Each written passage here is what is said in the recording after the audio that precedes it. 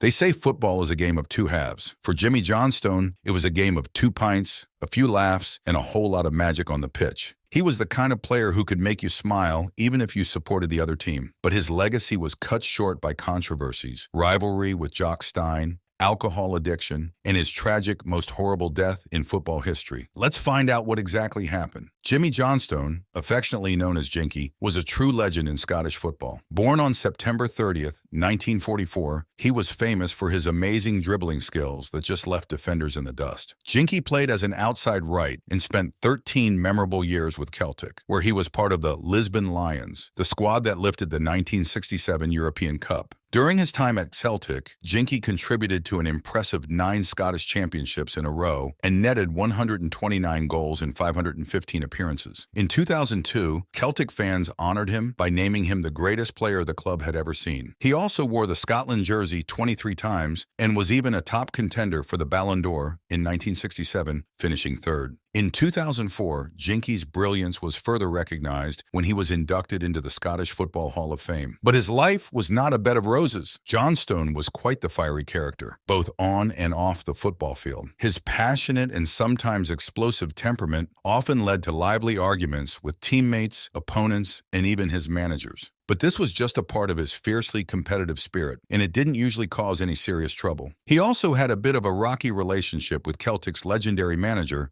Jock Stein. Stein was all about strict discipline, which didn't always sit well with Johnstone's more laid-back approach. Even though they sometimes butted heads, they both respected each other a lot and shared a strong desire to win, which helped smooth things over. Like many footballers back then, Johnstone liked to unwind with a drink, which occasionally got him into some minor trouble or caused a few clashes with the people in charge. But this was pretty normal for the time and didn't really tarnish his career. There was this one wild story from 1974, though, when he ended up needing to be rescued by the Coast Guard. He had taken a rowing boat out to sea, but forgot the rowlocks and got swept away by the tide. It was a big story that made the headlines, but people found it more funny than scandalous. So far, it was okay, until one day everything fell apart. His life ended in a go, and no one could save him. Jinky, as most people called him, passed away on March 13, 2006, after a brave battle with motor neuron disease, a condition he was diagnosed with back in 2001. His fight with this tough illness really shone a spotlight on MND, especially among the sports community and football fans everywhere. By the time of his passing, Johnstone had been publicly dealing with the disease for several years, and he became quite a figure in raising awareness and money for MND research. Despite how tough things got, he always kept a positive attitude and was often seen at public events, supporting different charities with incredible strength and resilience. His death hit the football world hard. There was an outpouring of tributes from every corner, including from his home team, Celtic, and even from lifelong rivals like Rangers, showing just how much respect and admiration he had earned from all over. Fans and former teammates celebrated him not only for his amazing talent on the pitch, but also for his courage and the grace with which he faced his final years. His career was nothing short of legendary, and it would be unfair to not tell you all about it. But before we tap that segment, make sure to subscribe to our channel for more such documentaries. Johnstone was the youngest in a bustling household of 5 children, all raised by Matthew and Sarah in a cozy home on Old Edinburgh Road in View Park, North Lanarkshire. His school days began at St. Columba's Primary, and later he moved up to St. John's Secondary School in Uddingston. Right from his primary school days, Johnstone showed signs of a budding football talent, especially when he played for the St. Columba's team and helped them win 3 trophies in the 1953-54 season. The high school team wasn't as stellar, but a lucky break came his way thanks to his PE teacher, Tommy Cassidy, who knew Sammy Wilson from Celtic. This connection landed Johnstone a gig as a ball boy for Celtic matches. Home was where Johnstone's true training ground was. He would spend endless hours dribbling around milk bottles in his hallway, mimicking the great Stanley Matthews, who wore heavy boots to strengthen his legs. Taking a leaf out of Matthews's book, Johnstone started wearing pit boots for his practice sessions, believing it boosted his speed significantly. While being a ball boy was thrilling, Johnstone's heart was set on playing the game himself. He soon left the ball boy duties behind to play for his local boys' guild team. It was here that his skills began to shine brightly enough to catch the eye of scouts from Manchester United during a match against their boys' team. However, Celtic wasn't ready to let go of such a talent, and scout John Higgins swiftly convinced him to come back and sign with Celtic. He even got farmed out to Blantyre Celtic to hone his skills further.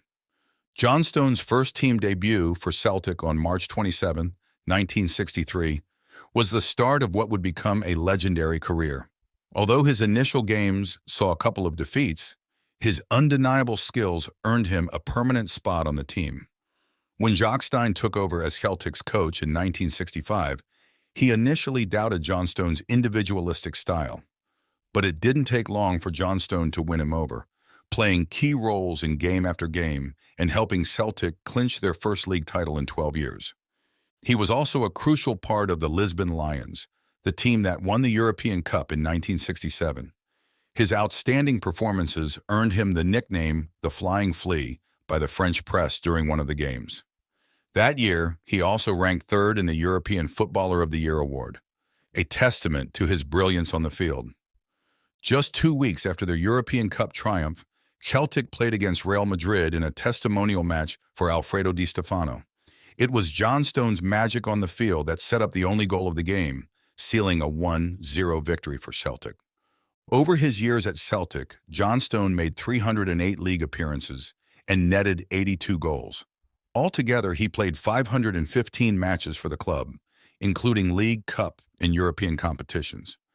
He was also a contender for the Ballon d'Or multiple times. After his illustrious stint with Celtic, Johnstone had brief periods with several other clubs, including the San Jose Earthquakes and Sheffield United. But he often mentioned that after Celtic, his heart just wasn't in it anymore. The passion he had for playing at Celtic Park was something he found hard to replicate elsewhere. After he stopped playing, Johnstone's struggle with alcohol got worse, even though his family tried to help him. In 1992, he reached out to Glasgow businessman and Celtic fan Willie Haughey, planning to sell his medals. Instead of buying them, Haughey helped Johnstone fight his addiction, and the two became close friends. Johnstone had been battling motor neuron disease, MND, a condition with no cure, for 5 years when he passed away in March 2006 at the age of 61.